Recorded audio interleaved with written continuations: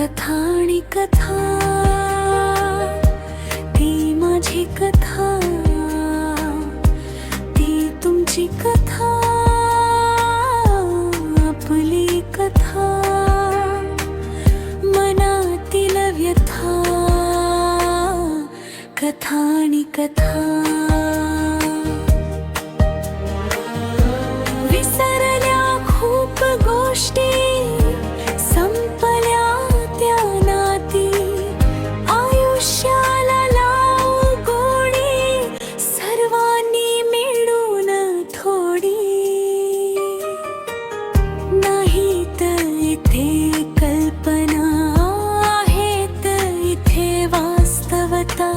नाहीत इथे शब्द, हसेल इथे अनुभवांची साक्ष.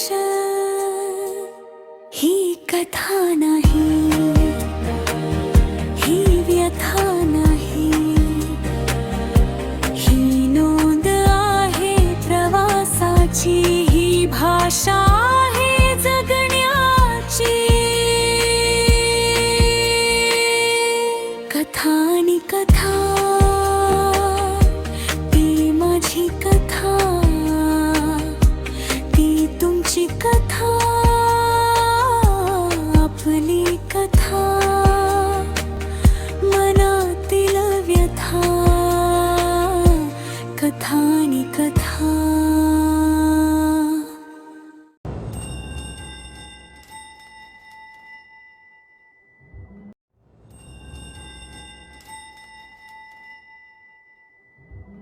नमस्कार.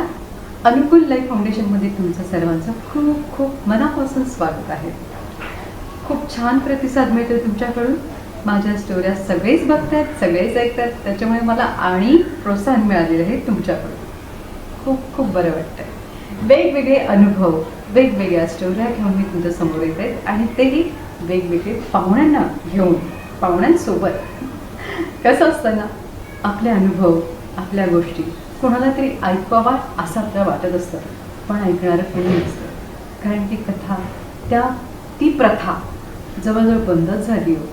त्याच्यासाठी माझा छोटासा प्रयत्न आहे, आणि त्या प्रयत्नाला तुम्ही नक्की छान प्रतिसाद देता.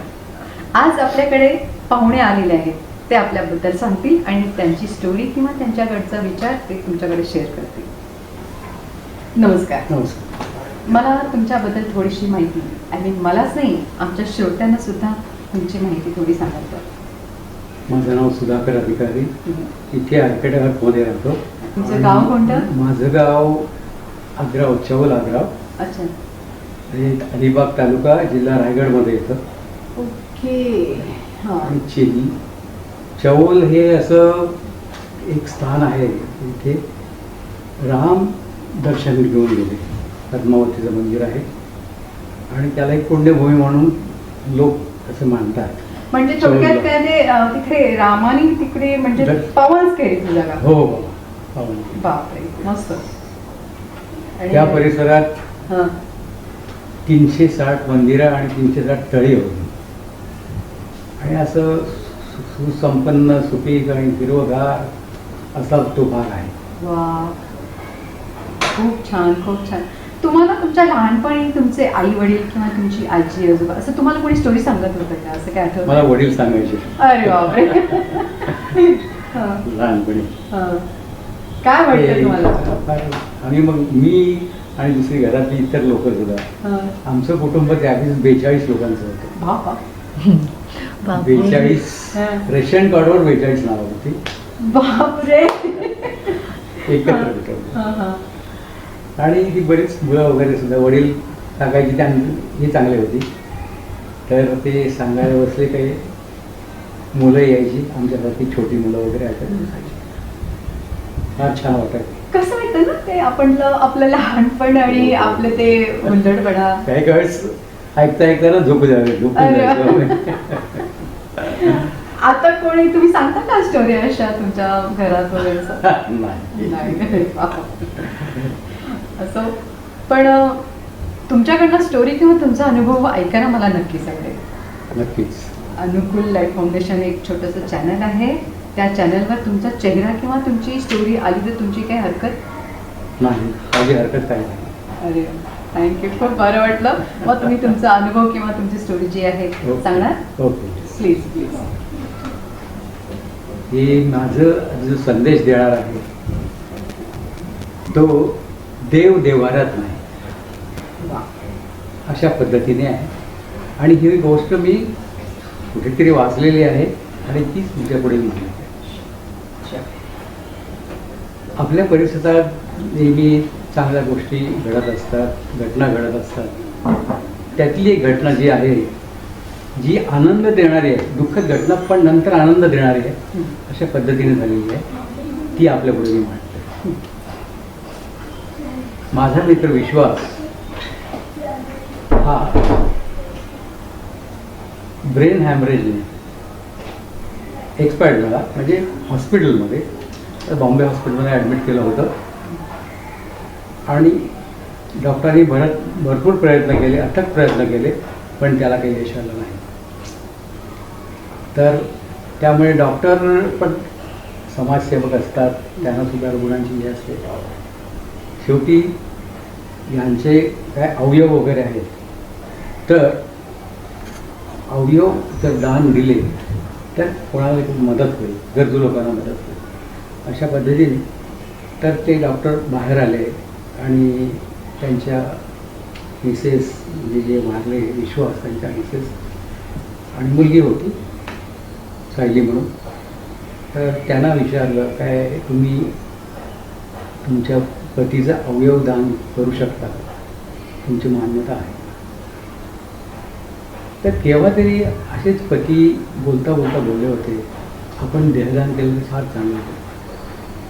तो विचार पत्नीच्या मनात आला आणि तिने विचार करून मान्यता दिली देहदान करायला. तर दुसऱ्या दिवशी सकाळी 6:30च्या सुमारास प्रोसिजरला सुरुवात झाली. 2-3 तासानंतर पहिल्या रेड बॉक्समध्ये एक अवयव आला, त्यांच्या समोरूनच आला आणि ते हे घेऊन गेले, ॲम्ब्युलन्स परत घेऊन गेले. ती किडनी होती, जी कोणाला तरी नेण्यासाठी ॲम्ब्युलन्स तयार होती आणि ती बाहेर गेली. 2 तासानंतर दुसरे एक अवयव, हे लिव्हर, नंतर हार्ट असेल, हार्ट आणि असेल, हां काही असतील, हां 3-4 अवयव असे एक बॉक्समध्ये, निळ्या बॉक्समध्ये आले आणि ते घेऊन गेले.